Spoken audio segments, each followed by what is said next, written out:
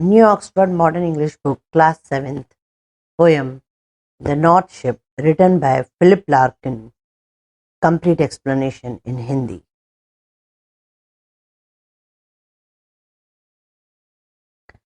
I saw 3 ships go sailing by over the sea, the lifting sea.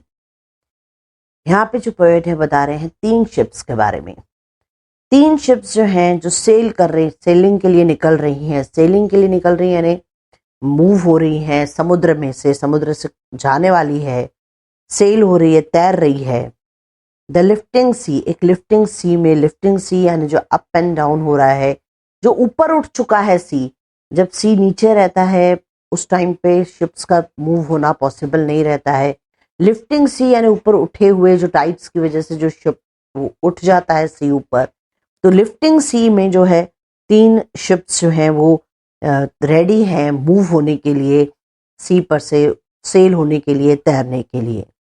And the wind rose in the morning sky, और उसी वक्त जो है मौसम बहुत सुहावना हो गया है, ऐसा जिस पे शिप आराम से मूव हो सके। हवाएं चलने लगी है सुबह के टाइम पे मॉर्निंग स्काई में। And one was rigged for a long journey.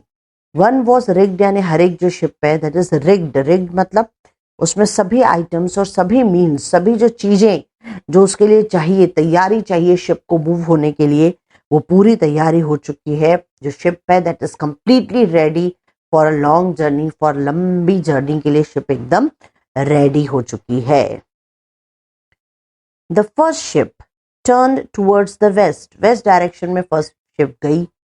Over the सी, कहाँ से चल के गई है? वेस्ट डायरेक्शन में तो गई है, पर कैसे गई है? समुद्र में से चल के गई है। द रनिंग सी, जो हवाएं हैं, मस्त चल रहा है जो सी है, उसमें लहरों में बहुत मूवमेंट्स हैं, बड़े आराम से वो उसमें सेल हो पा रही है, तैर पा रही है। And by the wind was all possessed, और उस वक्त बड़ी अच्छी हवा चल रही है। तो जो शिप जो होती थी पहले जमाने में, यहाँ पे बने हुए पिक्चर्स में जो ऐसे पूरे सेल लगे हुए रहते थे, जिसको बोलते हैं कपड़ों के पाल, जिसको हम बोलते हैं, वो लगे हुए होने की वजह से वो हवा उनको सपोर्ट करती है। तो हवा भी बड़ी अच्छी चल रही है। विंड वॉज ऑल पजेस्ड यानी उस मौसम में, उस माहौल में कंप्लीटली जो हवा जो है वो completely controlled by an evil spirit. एक स्पिरिट के द्वारा पूरी तरीके से हवा भी बड़े अच्छे से चल रही है, जो शिप को अपने साथ कैरी करके ले सके। And carry to a rich country, और शिप कहाँ जा रही है? बड़े अमीर देशों की तरफ जा रही है। बहुत अच्छा माहौल है, बहुत अच्छे से वो रन कर पा रही है, वैसा वो मूव कर रही है। तो ये अगर पहले पैराग्राफ को हम एक इंसानी उसमें कन्वर्ट करेंगे, उसके मीनिंग को, हम ये बोल सकते हैं कि एक जो है पर्सन जिसकी लाइफ बहुत स्मूथ चल रही है, बहुत अच्छे से उसको हर चीज उसके फेवर हो रही है, और वो बड़े आराम से हर काम कर पा रहा है। या जो शिप है उसके लिए भी सारा मौसम बरोबर है जैसा उसे चाहिए, and it can sell in this way. ऐसा जो विंड है, जो ऐसा मौसम है, उसमें बड़े आराम से तैर के रिच कंट्रीज की तरफ मूव हो रही है। द सेकंड शिप, अभी हमने फर्स्ट शिप की बात कर ली, now will move to the second ship. Second ship कहाँ गई? ईस्ट डायरेक्शन में गई। कहाँ से गई? ओवर द सी, सी से तैर के गई। सी कैसा है? सी है क्वैकिंग सी। क्वैकिंग सी का मतलब क्या होता है? ट्रैम्बलिंग और शेकिंग, यानी जो वो है वो स्थिर नहीं है, वो शेक हो रहा है, बहुत मूव हो रहा है। शेकिंग सी से जो है वो उस पर से, जिसमें शिप का चलना इतना क्वाइट इजी नहीं होता, पर ऐसे सी में भी वो जो शिप है वो मूव हो रही है, आगे बढ़ रही है।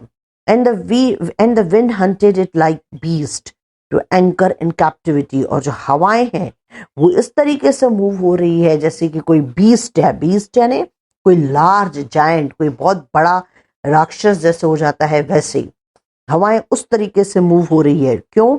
टू एंकर, एंकर मतलब पकड़ लेने के लिए। इन कैप्टिविटी, कैप्टिविटी यानी उस शिप को अपनी प्रिजन में डालने के लिए, उसको इम्प्रिजन करने के लिए, उसको पकड़ने के लिए, एक जगह खड़ा कर देने के लिए, मूव न होने देने के लिए जो हवाएं हैं वो इस तरीके से मूव हो रही है। यानी जो सेकंड शिप है वो ईस्ट डायरेक्शन में जा रही है और हवाएं उसे परेशान कर रही है। समुद्र भी उतना साफ सुथरा, उतना अच्छा नहीं है जिसमें वो अच्छे से मूव कर पाए, लेकिन फिर भी वो स्ट्रगल करते हुए आगे बढ़ रही है।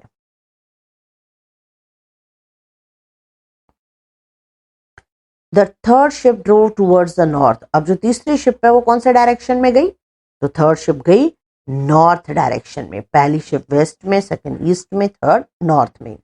कहां से ट्रेवल होकर गई? ओवर द सी। और अब यहाँ पे नॉर्थ डायरेक्शन में सी किस तरीके से है?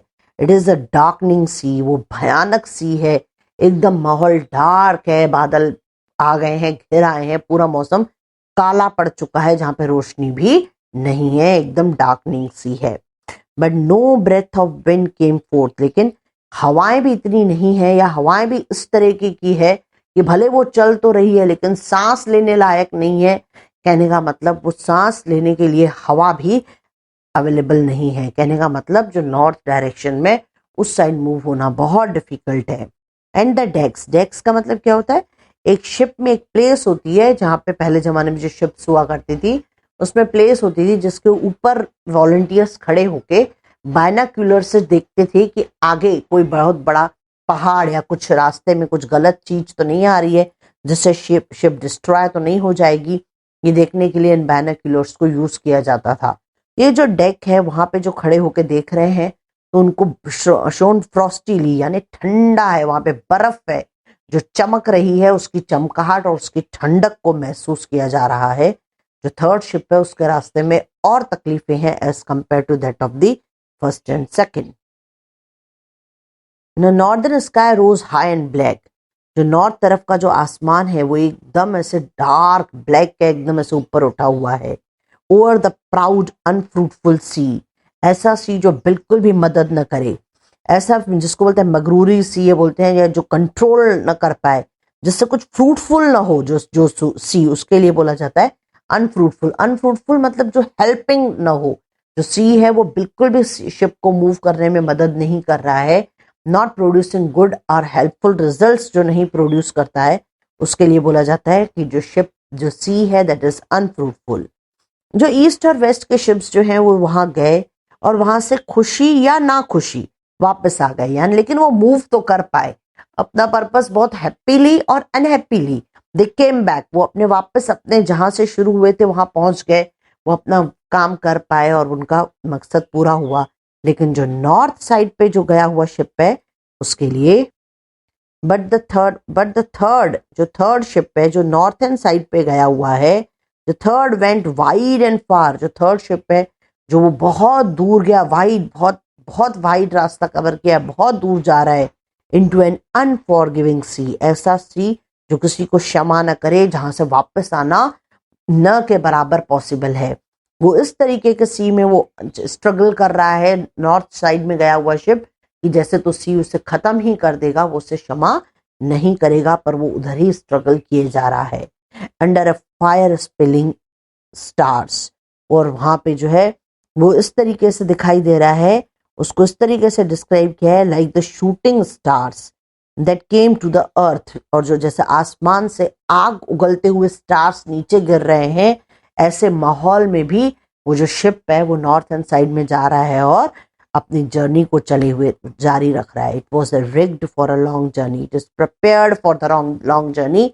उसके पास सब कुछ है कि वो लॉन्ग जर्नी पे मूव हो सके, पर जो सर्कमस्टेंसेस हैं, जो नॉर्थ साइड के सर्कमस्टेंसेस हैं, दोज आर वेरी टफ, वो बहुत टफ हैं और उसमें उसको जाना बहुत पॉसिबल नहीं है। और वो हैप्पीली या अनहैप्पीली की तो सिचुएशन नहीं है, पर इसके बाद भी जो नॉर्थ साइड में शिप जा गया है वो पूरी तरीके से प्रिपेयर्ड है आगे बढ़ने के लिए, वो आगे बढ़ रहा है उन मुश्किलों से जूझते हुए। तो ये जो पोएम है उसमें तीन शिप को इंसान के तीन वक्तों के साथ, तीन समय जो उसके जिंदगी में आते हैं उनको डिस्क्राइब किया हुआ है कि कुछ तो वक्त ऐसा है कि आदमी चलता रहता है और सारी कंडीशंस उसको फेवर करती हैं।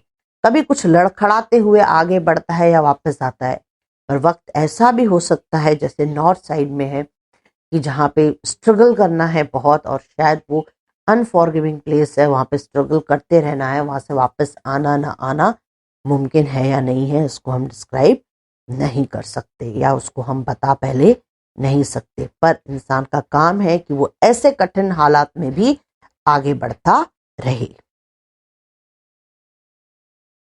फिलिप लार्किन एक इंग्लिश पोएट है, ये म्यूजिक क्रिटिक भी है, नॉवेलिस्ट भी।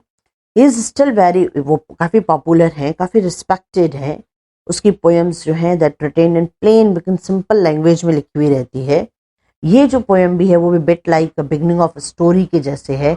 इसमें भी कई स्ट्रॉन्ग इमेजेस हैं, लेकिन कई बार ये जो उसकी पोएम्स रहती हैं फिलिप लार्कन की, वो दिमाग में कई टाइप के क्वेश्चंस ले आती हैं कि यानी उसका कोई एंड नहीं मिलता। कई टाइप के क्वेश्चंस ये पोएम जो है वो दिमाग में ले आती है जो भी रीडर रहता है उसके।